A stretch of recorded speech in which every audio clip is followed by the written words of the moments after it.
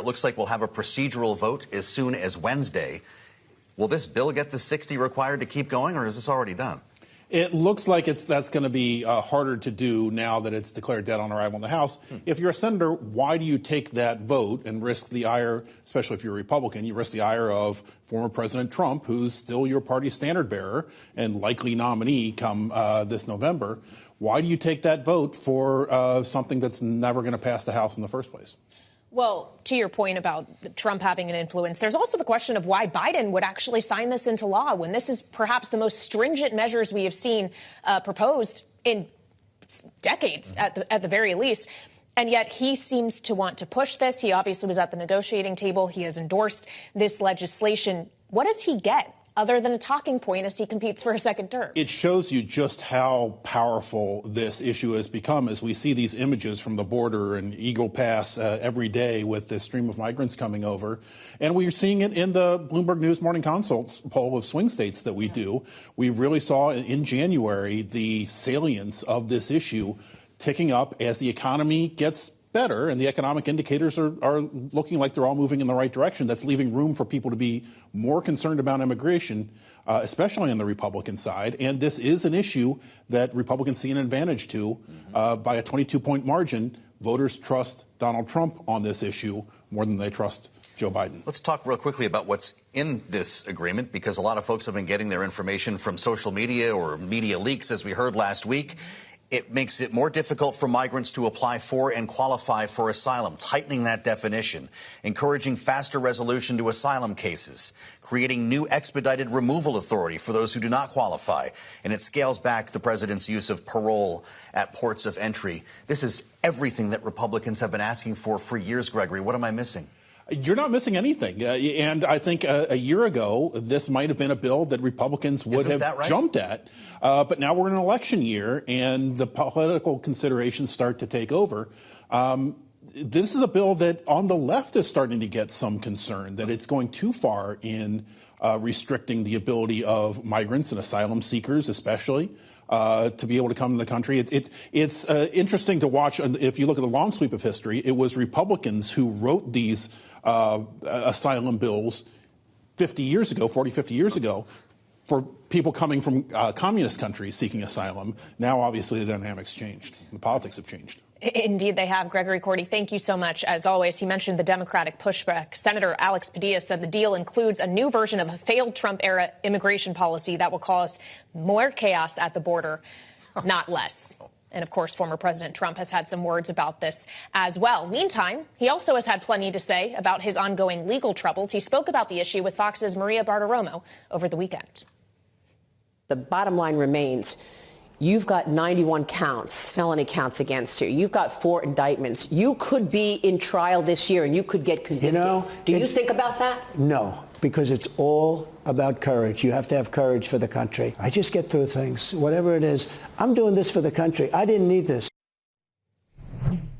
Let's turn now to Bloomberg's Sara Forden, who leads our legal coverage here in Washington. So, Sara, we know that the Supreme Court is going to be hearing arguments in the 14th Amendment issue on Thursday. Meantime, we're still awaiting a ruling in the immunity case where, of course, the former president is arguing he's immune from prosecution from special counsel Jack Smith because he is a former president. Are we actually going to get rulings this week from the appeals court or from the Supreme Court? Well, there is a chance we could get a ruling from the circuit court on the immunity question. That is just waiting to drop at any moment.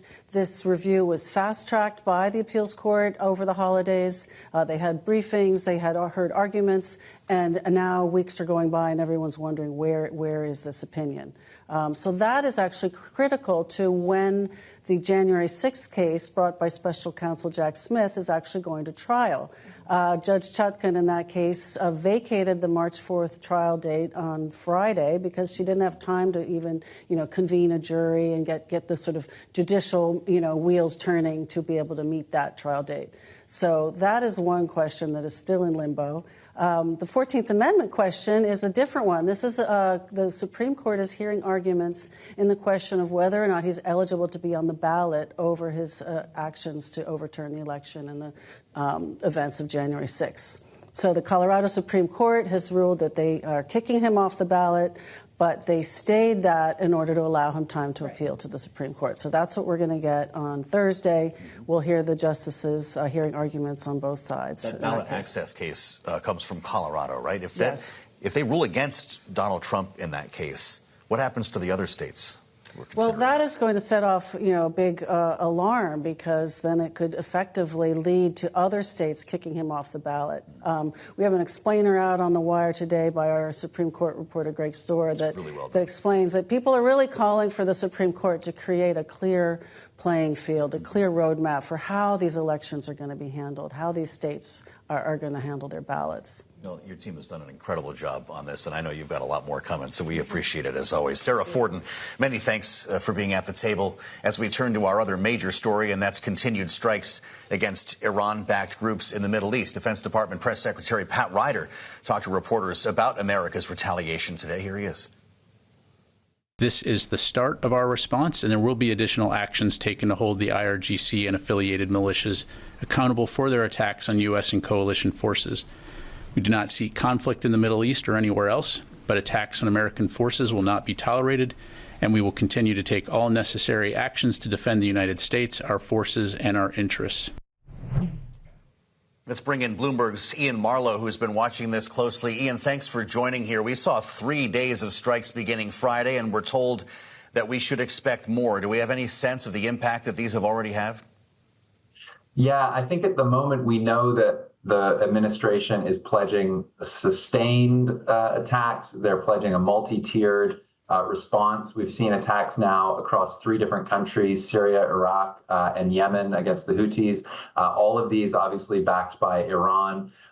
It's not 100% clear what sort of public-facing evidence we can see of sort of degradation of capabilities across any of these countries. What the administration is saying privately, what sources have told Bloomberg reporters over the past couple of days, is that they're confident that these attacks are moving the situation in the right direction. They're sending a message to Iran.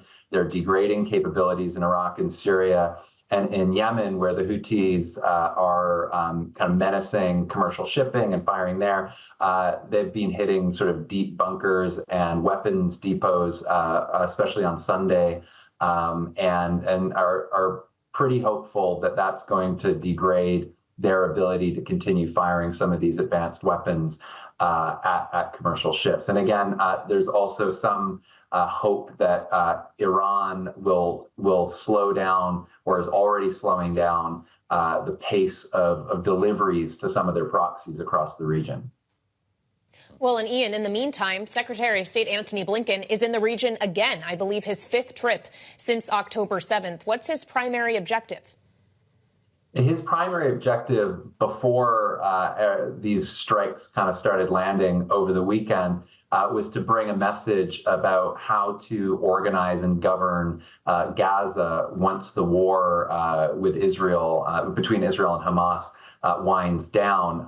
That trip got an extra boost of sort of tension and energy when these strikes started kicking off, and now his mission, in addition to all the other things he regularly deals with, with from the hostage negotiations that are ongoing with Qatar, to general pressure on Israel to sort of get more humanitarian aid in and reduce the civilian casualties in Gaza. He's also now has this message of sort of de-escalation. And that's something that the U.S. has been saying since the beginning of the war. It's something they've been trying to say to partners in the region to try and get Iran not to activate their proxies to do too much damage. But right now, it's a very difficult balancing act, because on the one hand, the U.S. is saying, everyone else, don't escalate things. And on the other side, they're actually launching a ton of airstrikes, the most significant ones we've seen since war broke out in early October. So it's a tricky balancing act.